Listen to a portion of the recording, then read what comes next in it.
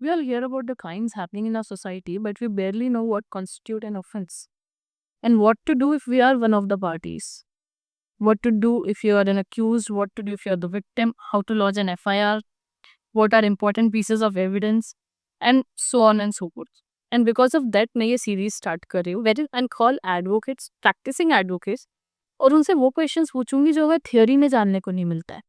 कि जब भी कोई केस होता है, जब किसी के साथ कोई ऑफेंस होता है तो कैसे उसका एफआईआर लॉन्च किया जाता है। अगर एफआईआर लॉन्च करने से मना कर देती है पुलिस तब हमें क्या करना होता है,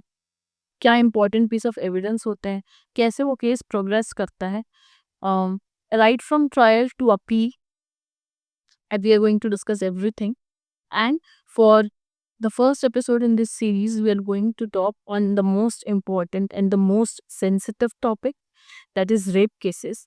And to talk on rape cases, we have with us Advocate Shimant Mishra sir, who's a young advocate, but he has made his mark in litigation in a very short span. From trial court to high court and even in Supreme Court, he has bought reliefs for his clients after dealing with numerous rape cases, some of which have also been approved for reference by judges, that is AFR not. Today, he is going to share the practical insights of rape cases, क्या importance होती है, कितना time लगता है, क्या करना चाहिए, क्या इंपॉर्टेंट एविडेंसेस होते हैं, किस तरीके से केस प्रोग्रेस करता है और क्या फाइनल रेमेडीज होती है। So tune in to know everything about rape cases